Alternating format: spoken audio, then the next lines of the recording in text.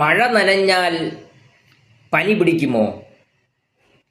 നൂറ്റാണ്ടുകളായി നാം കേൾക്കുന്ന ഒരു വിശുദ്ധ കള്ളമാണിത്. മഴ നനഞ്ഞ് തലയിൽ കൂടി ജലാംശം ഉള്ളിൽ കടന്ന് നമുക്ക് പനിയും ജലദോഷവും ഒക്കെ ഉണ്ടാകുന്നു എന്നുള്ളതാണ് നാം എത്രയോ കാലമായി വിശ്വസിക്കുന്നത്. യഥാർത്ഥത്തിൽ ഇതിന് ശാസ്ത്രവുമായി ഒരു ബന്ധവുമില്ല. മഴ നനഞ്ഞാൽ അത് ശരീരത്തിൽ പോകത്തില്ല. നമ്മുടെ ശരീരത്തിൻ്റെ നിർമ്മിതി അങ്ങനെയാണ്. പക്ഷേ മഴക്കാലത്ത് നമുക്ക് പനി ഉണ്ടാകുന്നു. മഴക്കാലത്ത് മാത്രമല്ല, മഞ്ഞുകാലത്തും പനി ഉണ്ടാകും. ഇതെന്തുകൊണ്ടാണ്? ഈ മഴക്കാലത്തും മഞ്ഞുകാലത്തുമൊക്കെ ഈർപ്പം അന്തരീക്ഷത്തിൽ അടങ്ങിയിരിക്കും. അപ്പോൾ സൂക്ഷ്മജീവികൾ ഒരുപാട് വളരും.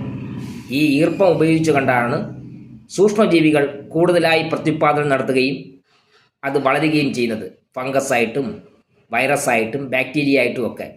ഇത് നമ്മുടെ ശ്വാസകോശം വഴിയാണ് നമ്മുടെ ശരീരത്തിലെത്തുന്നത്, മൂക്കിൽ കൂടി.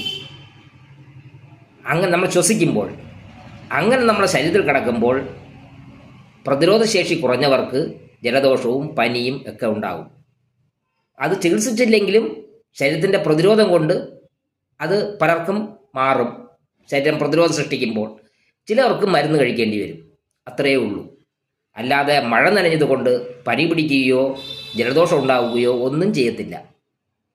അതൊരു അന്ധവിശ്വാസം മാത്രമാണ്.